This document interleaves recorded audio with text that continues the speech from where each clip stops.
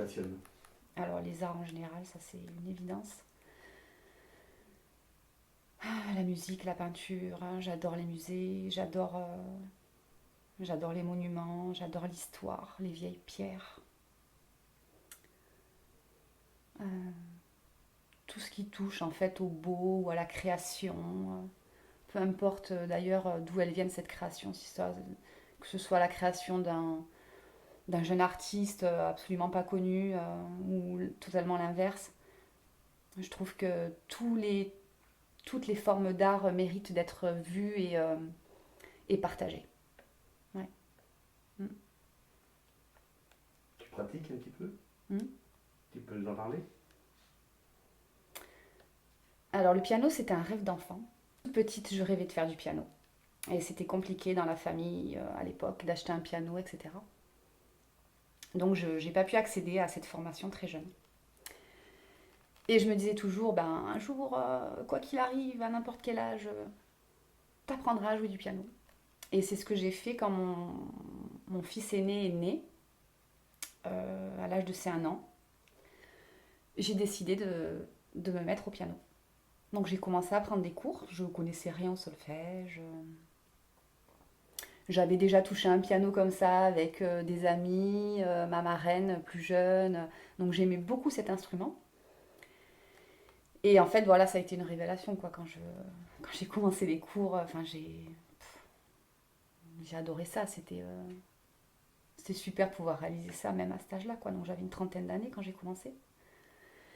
Et puis je continue en autodidacte, à me faire plaisir. Voilà, parce qu'il faut trouver le temps aussi. C'est pas toujours facile de trouver le temps. Mais c'est un instrument qui va continuer à me suivre longtemps, je pense. Enfin, j'espère qu'il me suivra le plus longtemps possible. Et la peinture, c'est quelque chose que j'aime depuis toujours et mes formations de base en études, puisque j'ai fait un BT collaborateur d'architecte et un bac littéraire plastique. Voilà, j'ai toujours développé cet amour voilà, de l'art, de la peinture. Donc je suis plutôt peinture abstraite et je peins avec mes émotions et avec mes tripes. Voilà, et je veux pas forcément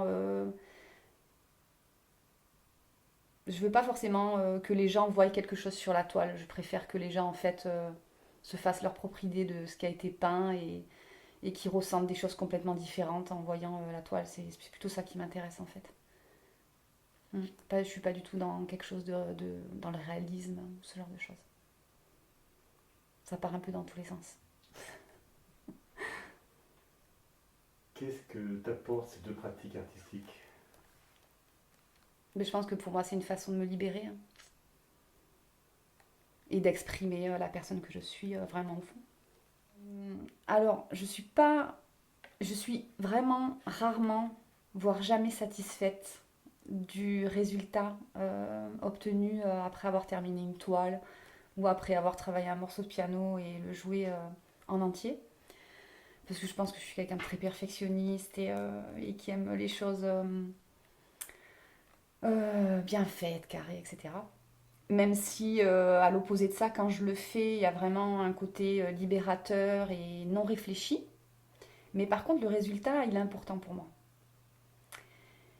Et, mais j'apprends au fil du temps à en fait ne plus trop tenir compte de ce résultat en fait et plus du bonheur qu'il m'a procuré euh, pendant le temps en fait où j'ai peint, où j'ai joué. Voilà. Petit à petit, j'essaye de me détacher de ce perfectionnisme et de plus chercher à voir en fait qu'est-ce que ça m'a apporté de le faire. Et je trouve que c'est plus intéressant. Mais c'est pas toujours facile parce qu'on a toujours quand même parfois une petite déception ou ah j'aurais aimé que ce soit comme ça ou je pensais pas que le rendu serait de cette façon-là, je l'avais pas imaginé comme ça.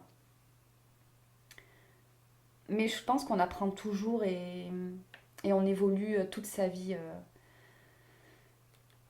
artistiquement ou d'autres façons. Hein. Il y a pas que le côté artistique, hein. Même tout ce qu'on traverse, tout ce qu'on vit ou tout ce qu'on partage, je pense qu'on évolue toute sa vie. Et c'est important voilà, de savoir et de comprendre en fait qu'est-ce que ça nous a procuré à ce moment-là. Je pense que c'est plus important et c'est plus enrichissant que finalement le but final de ce que l'on aurait souhaité. Est-ce que tu as eu l'occasion de présenter ton travail? Hum, non, je le partage avec mes amis. Ça m'est arrivé d'offrir des toiles.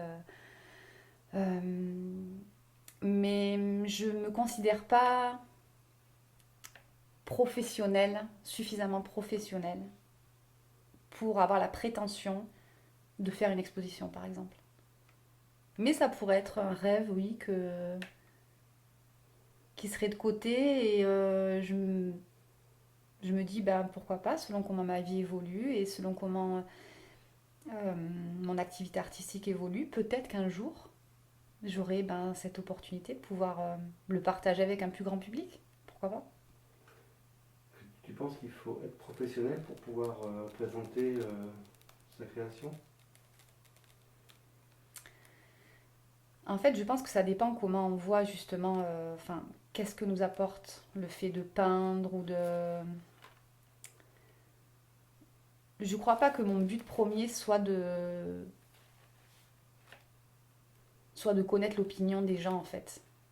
Euh, c'est quelque chose de très personnel pour moi et qui n'est pas nécessairement vital pour moi de partager, si ce n'est avec plutôt des gens intimes et voilà, des gens qui connaissent un peu plus voilà, mon intimité, ma personnalité, avec qui voilà, je peux échanger des choses là-dessus.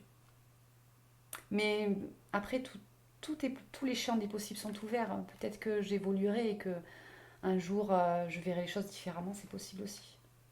Mais aujourd'hui, c'est comme ça que je le vois. Et musicalement? Bah, c'est pareil, je dirais que c'est un peu la même chose. Euh,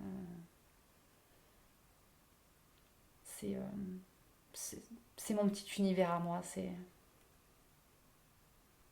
Ouais, c'est ma petite bulle.